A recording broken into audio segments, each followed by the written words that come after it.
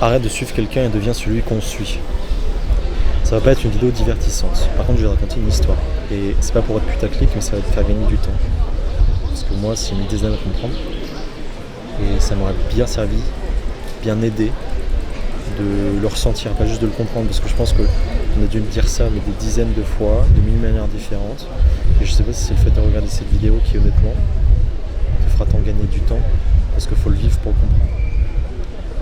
On vit des choses. Et si ça t'intéresse quand même, reste sur cette vidéo. On a été habitué à chercher des doctrines, des modèles, d'essayer de s'adapter ou de recevoir, de canaliser toute forme d'information, de trouver notre propre voie, notre propre chemin, en se supportant, en s'aidant, en cherchant à l'extérieur des choses qui pourraient nous aider justement à nous rendre cette voie-là. Mais c'est pas le monde extérieur qui te rendra ta voie. On vit dans un monde dans lequel des religions existent et défendent l'existence de Dieu avec un S, peut-être d'un Dieu, parce qu'ils parlent tous peut-être de la même chose, mais qui est séparé de nous, qui est supérieur à nous, qui nous impose des règles que l'on doit respecter sous peine de nous punir. Ça n'a jamais été aussi loin de la vérité que chacune des personnes qui regardent cette vidéo, dont toi, peuvent reconnaître au sein de leur cœur. C'est un outil de contrôle. Donc on vit dans un monde dans lequel on nous a enfermés dans l'illusion que l'on a des obligations, que l'on doit respecter des règles, que l'on doit se conformer, faire des compromis, que l'on doit agir de certaine façon, un moyen de nous enfermer dans toutes sortes de peurs qui nous entraîne dans d'autres paradigmes. C'est-à-dire qu'on vit aussi dans une société dans laquelle on n'a jamais eu autant d'accès à l'information, on n'a jamais été aussi ignorant, on n'a jamais été autant entouré, on ne s'est jamais senti aussi seul. Et on essaye pour ça de se raccrocher à tout un tas de doctrines, d'informations, de modèles, tout en prenant conscience d'existence d'autres modèles, d'autres balanciers, dont on essaye de s'échapper pour trouver une certaine forme de liberté, pour au final retomber dans cette boucle de se reconformer à un autre modèle. Typiquement, je découvre que mes études m'emmènent vers un monde salarial dans lequel je me rends compte que je vais être exploité toute ma vie, en gros, pour les gens qui sont très pessimistes. Et puis je me dis, waouh, je vais entreprendre, ou je vais faire du backpacking, ou je vais faire de la permaculture, ou je vais fuir ce système et j'ai trouvé un autre système qui va mal et mieux. On finit constamment par se rendre compte qu'au final, aucun modèle n'est parfait. Parce que le but, c'est pas de trouver une certaine forme de voix à l'extérieur, c'est d'entendre cette voix à l'intérieur qui nous appelle. Pour ça, c'est bien de multiplier les expériences. Mais je vais trop loin pour l'instant, j'y reviendrai. Et donc, on n'a jamais été aussi habitué, ça n'a jamais été si facile d'essayer de chercher des réponses à l'extérieur à des questions que l'on se pose à l'intérieur et qui ne sont même pas parfois les vraies questions que l'on se pose. J'entends par là qu'il y a un bruit permanent dans notre tête qui nous bouffe le crâne, qui nous sature le mental, qui nous vide intérieurement de toute notre énergie. Beaucoup de personnes se sentent vides intérieurement, mais pourquoi ? Parce que c'est très difficile de garder notre énergie au quotidien, de ne pas la laisser fuir, de ne pas la laisser juste circuler à l'intérieur de nous. Donc on vit dans cette illusion du manque, dans cette illusion d'être séparé des choses. Donc pour ça on cherche constamment à l'extérieur. Et pour ça, il y a une lecture qui m'a vraiment aidé. À comprendre qu'en fait, la personne que l'on suit, c'est ça le sujet de la vidéo de base. Ça me gave d'être aussi peu clair. Ne nous aidera pas forcément à devenir la personne que l'on suit. En fait, ça en fait partie. Mais il faut relativiser. J'ai lu Siddhartha. Siddhartha, c'est un bouquin dans lequel on suit donc Siddhartha. Et Siddhartha, c'est un bonhomme qui est né dans un village, et dans son village, tout le monde le respecte. Dans son visage, il est sans doute le plus sage de tous les jeunes gens que même les yeux admirent. Il a une manière de voir les choses et la vie, il a une soif de connaissance, de conscience. Il a envie vraiment de transcender les plans de conscience. dimension émotionnelle, de s'unifier au monde dans une vraie quête spirituelle. Et pour ça, il s'éloigne vite de son village avec son ami Govanda, où il va chercher des doctrines, chercher des modèles, chercher à étudier, à expérimenter des choses. Donc il va se retrouver donc, à méditer énormément, jeûner énormément, abandonner tout sur son chemin, toute forme de bien et tout, donc vraiment vivre la vie entre guillemets d'un moine. Puis un jour, il va continuer, tu vois, d'être l'élève qui arrive dans une classe et qui a des 20 sur 20 et qui impressionne même les profs. Jamais les mecs qui le rencontrent n'ont vu de mecs comme lui, qui intègre aussi vite, qui progresse aussi bien, qui est aussi inspirant, charismatique, qui a autant d'énergie. Et lui, il s'en lasse énormément d'être toujours un petit peu cette personne que l'on suit, ce top 1, parce que lui, il est constamment à la recherche de quelqu'un à suivre, d'une doctrine, de quelque chose qui pourrait lui permettre de transcender son enveloppe psychique, physique, de se connecter à l'univers, aux parties les plus profondes de soi-même, mais aussi de ce qu'il n'a pas conscience encore d'être, c'est-à-dire le monde, le champ initié, Dieu, peu importe. Et donc il pète un câble intérieurement et il finit par essayer de chercher encore une fois des gens qui vont le mettre sur la route de cette grande quête à l'intérieur de lui. Et un jour il rencontre Bouddha. Et Bouddha, il lui fait vivre des émotions qu'il n'a jamais ressenties. Parce que ce mec-là, en fait, il a découvert la paix à l'intérieur de lui. Et ce jour-là, il a un déclic. Et en fait, il réalise que il n'a pas besoin des autres. Que même la doctrine de Bouddha, il la refuse parce que ce qui compte le plus, c'est pas ce que Bouddha dit, mais c'est ce que Bouddha ressent et ce que Bouddha a vécu. Ok ? Et au lieu de s'attacher juste à essayer de comprendre à l'aide du mental tout ce que Bouddha dit, tout ce que Bouddha transmet, lui à l'inverse il va se dire en fait, pour devenir comme lui, pour vivre ce qu'il vit, pour voir le monde à travers ses yeux, je dois aller dans ma propre direction, faire mon propre chemin. Et à ce moment-là, il quitte son ami Govanda, il lui dit écoute Govanda, dans un élan d'illumination, je pars, je n'écoute plus personne, je fais ma vie.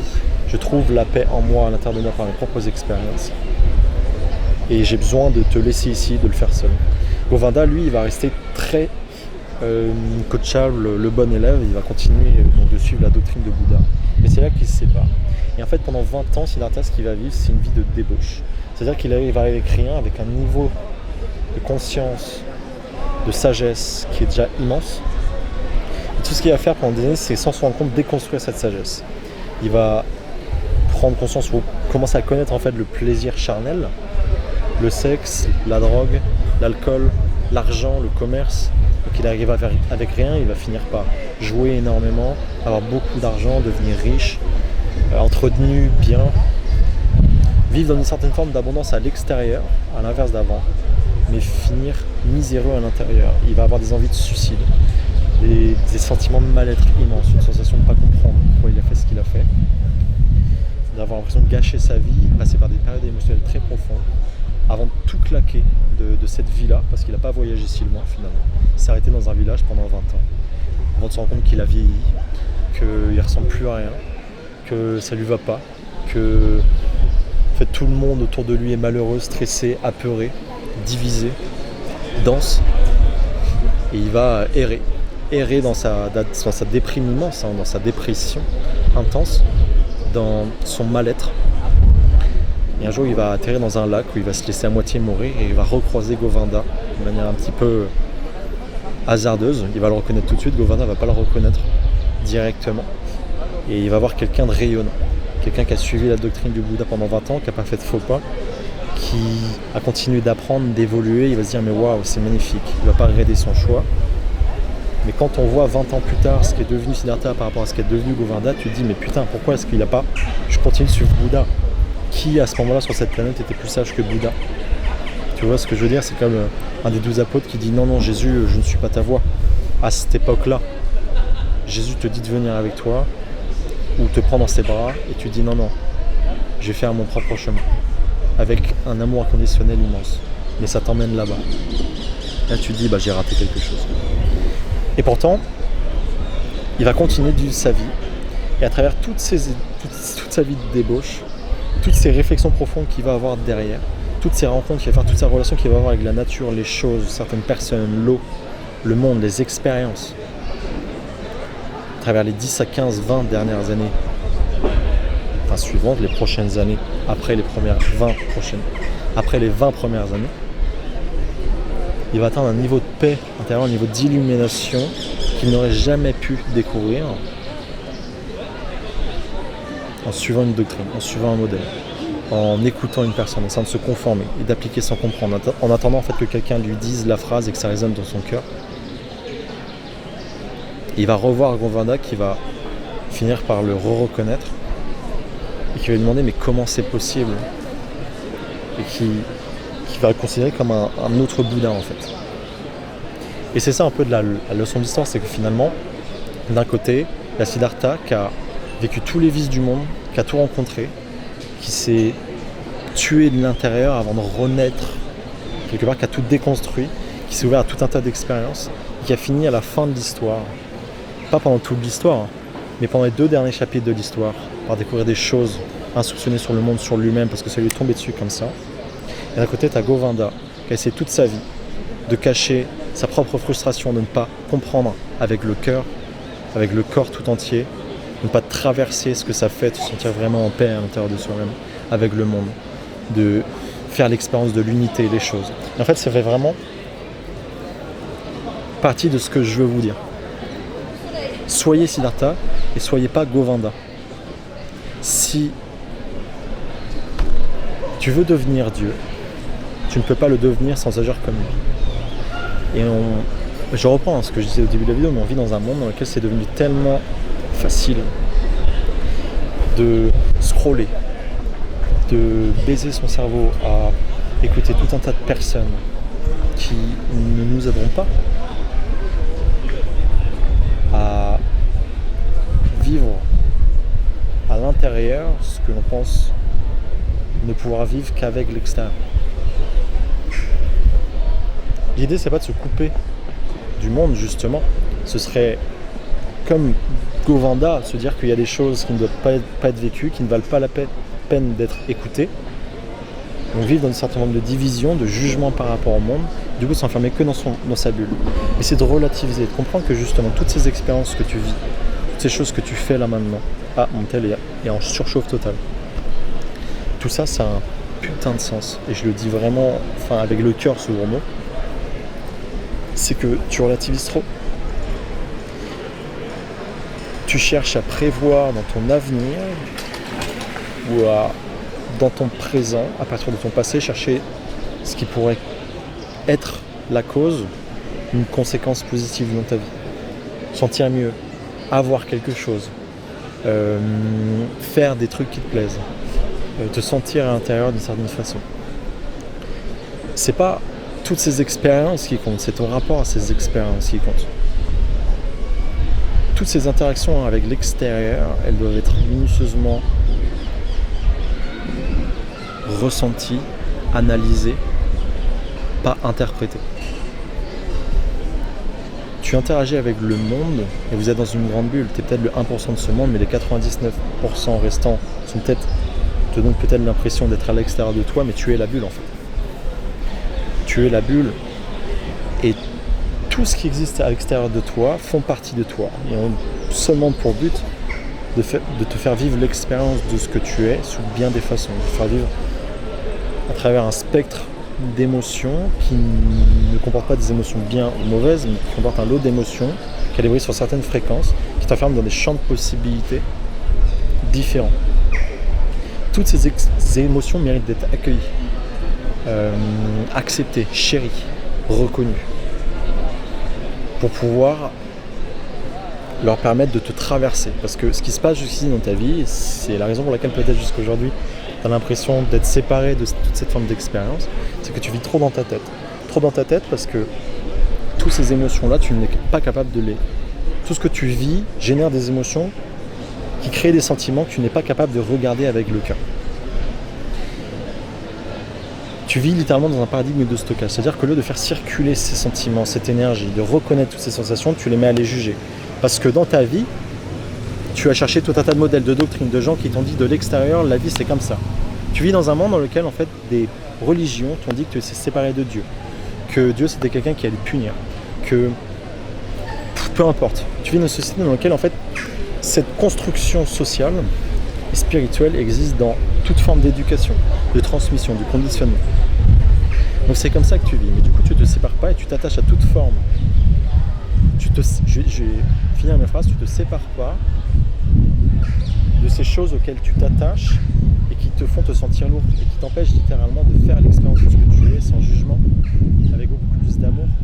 Au lieu de ça, tu t'enfermes dans des sentiments de chagrin, de culpabilité, de colère, de honte, de désir, en pensant que c'est ça la vie, alors que ton expérience de la vie n'est que conditionnée à partir de tout ce de quoi ton cerveau, ton ego se sert pour créer une sorte de paradigme de survie qui te font porter des lunettes à travers lesquelles tu vois le monde. Ce qui te fait voir le monde, c'est les émotions que tu ressens. Et c'est un effet rétroactif. Ces émotions-là te font vivre des choses et te font interpréter des choses avec la tête ou avec le cœur. Plus tu lâches prise, plus tu vis avec le cœur. Plus tu vis dans un état de joie. Et en fait, Dieu, c'est ça. Dieu, c'est un être totalement joyeux, qui a une interprétation du monde qui est totalement joyeuse, qui est une interprétation du monde dans laquelle le jugement n'existe pas, toute forme d'illusion comme les obligations n'existent pas, le manque n'existe pas, le besoin n'existe pas, il n'y a que l'amour. C'est une expérience que j'avais vécue qui était assez folle. On m'a fait une méditation un jour et j'étais posé sur le sol et on m'a fait remonter de l'énergie, j'ai vu mon corps bouger et j'ai eu l'impression pour la première fois de ma vie de pouvoir attraper l'air qui se trouvait autour de moi, comme si c'était tangible. Et moi je vous dis, cette atmosphère qui se trouve autour de nous, les gens que vous avez autour de vous, nous sont le reflet de ce que vous êtes. Si vous êtes pollué par tout un tas de sentiments que vous n'êtes pas capable de regarder, que vous n'êtes pas capable de laisser partir parce que ça reviendrait pour votre ego à mourir et donc faire face à l'inconnu, alors vous découvrirez jamais que cet inconnu que vous redoutez tant, pas forcément vous quand je vous en parle, mais inconsciemment dans le subconscient, en fait c'est l'amour. C'est votre légende personnelle. C'est toutes ces expériences que vous jugez actuellement, mais qui vous ont amené à vivre ce que vous devez vivre là maintenant, et qui est exactement l'endroit où vous devez vous trouver à partir du moment où vous laissez l'énergie circuler, donc les expériences se faire, donc vous mettre en mouvement, parce que la pire chose que vous puissiez vivre dans votre expérience, c'est pas de vivre les mauvaises expériences, c'est de ne pas vivre d'expérience, c'est de respecter, donc de répéter tous les jours les mêmes scénarios, les mêmes histoires, les mêmes actions, les mêmes routines. À partir du moment où vous restez enfermé dans votre passé, donc dans tous ces sentiments que vous n'êtes pas capable de regarder mais qui remontent dans votre tête et qui essayent d'être rationalisés et évacués à travers un mécanisme de résistance, de fuite, de répression, d'expression qui va rejeter sur le monde ou calquer sur le monde ou responsabiliser le monde extérieur de ce qui se trouve à l'intérieur de vous sans prendre conscience que c'est ce qui se trouve à l'intérieur de vous qui vous fait du mal. On est tous souffrants, on est tous névrosés. Et le but des expériences transformationnelles, des rencontres, des mauvaises expériences comme les bonnes expériences, des expériences spirituelles comme très denses ou pas spirituelles, vos expériences professionnelles ou personnelles, de tout ce que vous faites, c'est de vous amener à déconstruire cet ego, déconstruire cette carapace, déconstruire cette chose qui est le seul travail qui vous donnera l'impression d'aller de l'avant, de gagner du temps, de ne pas en perdre quelque part. On vit dans un monde dans lequel c'est pas normal d'être aussi pragmatique. Je suis le premier à être super pragmatique, j'ai vécu des années dans une forme de pragmatisme. Ces 2 dernières semaines, je suis très saturé mentalement, donc je reviens dans ma tête. Mais c'est horrible de savoir que ce que tu vis dans ta tête est une illusion conçue par le cerveau pour te donner l'impression que tu es séparé de quelque chose. Du coup, tu crées une forme de souffrance et de peur à te projeter dans un avenir à partir de ton passé qui n'est pas positif, qui est négatif. À essayer de calquer sur ce que tu pourrais vivre ou ce qui pourrait arriver, en fait, toutes tes expériences passées, et du coup, agir et vivre en réaction à ça. Ne pas être libre et proactif justement dans ta manière de concevoir la suite de ta vie. Non, juste subir cette souffrance qui va définir le reste de ta vie, qui va t'enfermer dans des cases, dans des schémas, dans une zone de confort que tu ne seras jamais capable de dépasser parce que tout ça c'est ton subconscient qui le gère. Si tu ne vas pas chercher à l'intérieur, c'est le 95% de tes mécanismes automatiques qui définiront le reste de ta vie, en reflet à ce que tu ressens à l'intérieur de toi. Donc le secret, c'est de ne pas attendre de toutes les expériences que tu vis, de toutes les rencontres que tu fais, de découvrir à travers certaines personnes une doctrine, un modèle, quelque chose qui va t'enfermer encore dans une case parce que tu es bien plus que juste un être que l'on peut mettre dans une case. Le but, c'est de sortir de tout cela et de vivre avec le cœur ou de te rappeler que tous ces modèles ne sont que des illusions. Mais que les illusions, elles servent à quelque chose. L'illusion du besoin, elle te permet de te mettre en action. L'illusion du manque, elle te permet de désirer des choses, des obligations pareilles. En fait, il y a des choses, c'est fonctionnel, il y a des choses dans ta vie qui, tout ça te sert à quelque chose parce que ça te permet de vivre dans le monde. Et le but, c'est pas de sortir de ce monde-là parce qu'on est des êtres humains, on s'est réincarné sur Terre pour vivre une expérience humaine.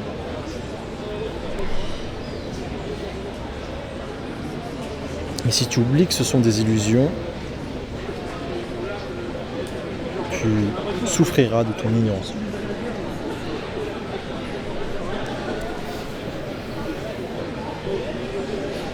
Et donc c'est de vivre avec le cœur. Et de prendre toutes ces expériences, de toutes les prendre, parce que c'est ce que tu dois vivre. Au bon moment, au bon endroit, avec les bonnes personnes, et ça t'emmène toujours plus si tu acceptes de lâcher prise et de prendre les décisions que ton intuition te dit de prendre, que ton corps te dit de prendre. Si tu écoutes ton instinct, les petites idées qui ont l'impression d'arriver comme ça, mais qui sont en réalité canalisées par quelque chose de plus grand, qui te le donne dans ta tête pour que tu puisses les mettre dans la matière. Si tu suis tout ça, en fait, tu n'auras pas besoin de faire les choses parfaitement pour que ça t'amène à vivre exactement ce que tu as besoin de vivre. Et au final, toutes les intentions que tu essayes de mettre dans ta vie rendent ta vie intentionnelle. C'est justement ça, c'est juste pas essayer de créer exactement comme tu l'as imaginé ta vie, c'est essayer de... Ou c'est juste lâcher prise et comprendre que toutes les intentions que tu poses dans le monde te mettent en mouvement vers ce que tu dois exactement vivre si tu t'attaches aux signes. Et si c'est exactement ce que tu dois vivre, alors tu ne ressentiras pas de mal, tu ne te sentiras pas si dense, tu ne te sentiras pas si malheureux, tu n'auras pas l'impression de faire autant de compromis dans la vie. Je me suis perdu.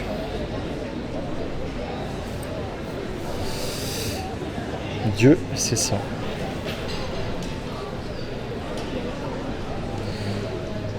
Donc soyez Dieu de cette façon-là.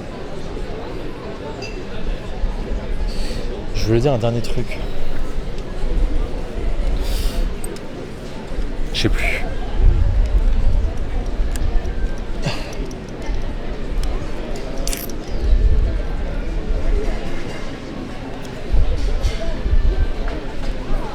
J'y vais arriver.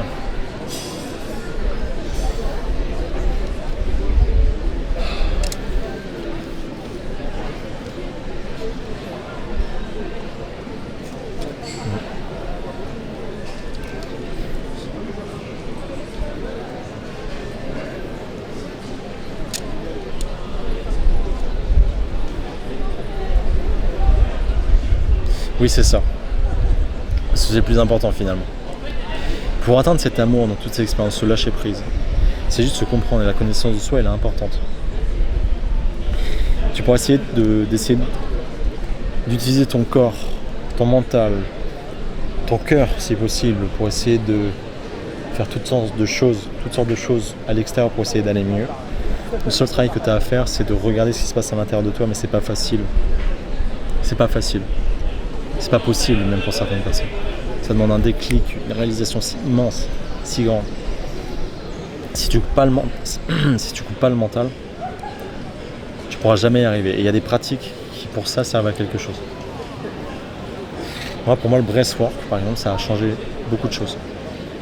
Et ça a changé d'ailleurs des choses aussi à d'autres personnes parce que non seulement j'ai renvoyé des personnes vers ça lorsque je n'en faisais pas, je n'osais pas faire. J'ai vu le changement chez des personnes proches, chez des professionnels, mais j'ai surtout vu des changements chez les gens, chez les personnes que je fais pratiquer en fait simplement.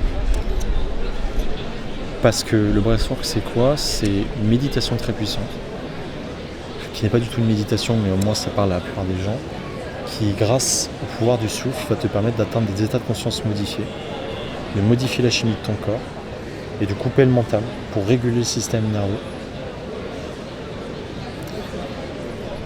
et te permettre d'atteindre des parties plus profondes de toi-même. Donc ces parties-là dont on parle qui régit ta vie en mode automatique tant que tu les abandonnes pas. Et le processus d'abandon, c'est un processus de lâcher prise dans lequel tu regardes les choses et tu les acceptes, tu les reconnais, tu les laisses exister et du coup tu les régules. Tu les laisses circuler. Donc si tu as besoin d'essayer ou de savoir ce que c'est, moi j'en fais faire. Donc je te laisserai cliquer sur le lien en bas, je pense que ce sera la communauté school. Il y a des exercices gratuits qui existent déjà, qui peuvent t'initier à cela. Et puis si ça fait sens pour toi, je te recontacterai, on en parlera. Puis je te ferai peut-être essayer si t'es curieux.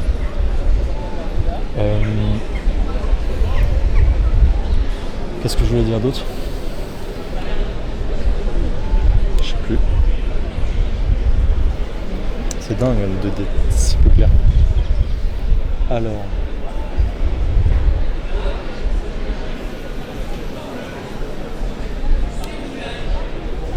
C'est ça, en fait, ça, ce que je voulais dire, finir par dire, mais ça, quand je dis réguler le système nerveux, ça parle pas à tout le monde. Même moi, ça me parlait pas il y a un an, tu vois. Donc, je vais même pas te demander de comprendre. Par contre, ce qu'il faut comprendre, c'est que tu appuies sur des boutons en permanence. Tu as un véhicule sur lequel tu essayes à la fois d'accélérer, mais à la fois de freiner, parce qu'à la fois tu as peur, à la fois tu aimerais des choses, donc tu forces. Tu forces parce que c'est pas intuitif pour ton subconscient. Parce qu'il est là et toi, tu veux faire des choses, tu as des désirs, tu aimerais que ce soit aussi simple pour toi que ça l'est pour d'autres. Du coup, tu forces, on te dit sortir de ta zone de confort, et du coup, tu essaies de sortir de ta zone de confort, mais ça finit que par te stresser à la mort, te déprimer, t'épuiser en fait à l'intérieur parce que ton subconscient n'est pas prêt à ça. Tu n'es pas coupable de ce qui t'arrive. Et c'est pour ça que tu as besoin d'agir en cohérence avec les programmes de ton subconscient et que tu comprennes que 98% de ton inconscient crée la réalité de ta vie. Et que ta vie aujourd'hui, si elle n'est pas fluide et facile, c'est parce que tu essayes d'aller à l'encontre de l'existence de la vie pour laquelle s'est programmé ton corps et ton esprit à partir de toutes tes expériences. Et c'est pour ça qu'en sortant de tes expériences, en laissant circuler toutes tes émotions, tous ces sentiments qui sont créés dans le temps, du coup tu te détaches du passé quelque part. Et du coup tes inquiétudes que tu peux avoir à l'avenir, ou en fait tout ce que le passé que tu essayes de projeter dans l'avenir que tu imagines, du coup n'existe plus, donc tu ne vis plus non plus dans l'avenir, dans les inquiétudes de l'avenir. Et du coup tu reviens dans l'instant présent. Et dans cet instant présent, quand tu te détaches du passé, quand tu ne te préoccupes plus de ton futur, tu atteins un immense espace dans lequel tu rends compte qu'en fait tu choisis qui tu es et tu crées ce que tu veux. Et que l'importance de ce subconscient, du coup, il est important parce que en réalité, j'ai vu moi-même dans ma vie des choses se simplifier, des rencontres se faire d'une manière si naturelle, des choses qui m'ont été données alors que pendant ma vie, j'ai fui certaines choses, j'ai refusé de recevoir certaines choses. Et j'ai vu que la vie peut être beaucoup plus fluide. Et qu'à chaque fois qu'elle ne l'est pas, c'est que je retourne dans ma tête, c'est que je retourne dans mes peurs, c'est que je retourne dans le passé et que je me réattache à des choses que j'étais habitué à me rattacher pendant longtemps. Mais c'est dingue, c'est un truc de malade, c'est un truc de fou furieux. C'est fou. Et il n'y a pas besoin d'avoir des connaissances en physique quantique, en spiritualité, il n'y a pas besoin d'être Dieu pour comprendre que ça existe en fait. On manifeste tous quelque chose. D'ailleurs, si tu es honnête avec toi-même, j'ai envie de te poser cette question. Dis-moi, plutôt juste me confirmer ce que je dis. Mais... non, ce sera plutôt une question. Il y a 2 ans, tu t'es imaginé une vie, peut-être consciemment, inconsciemment, sans te rendre compte, il y a eu des bribes de choses que tu t'es dit serait bien que j'ai. Il y a certaines choses qui se sont réalisées, d'autres pas. Mais dis-moi qu'en gros, il n'y a pas 95% de ce qui t'arrive aujourd'hui, de ce que tu vis aujourd'hui, que tu ne voulais pas vraiment il y a 2 ans.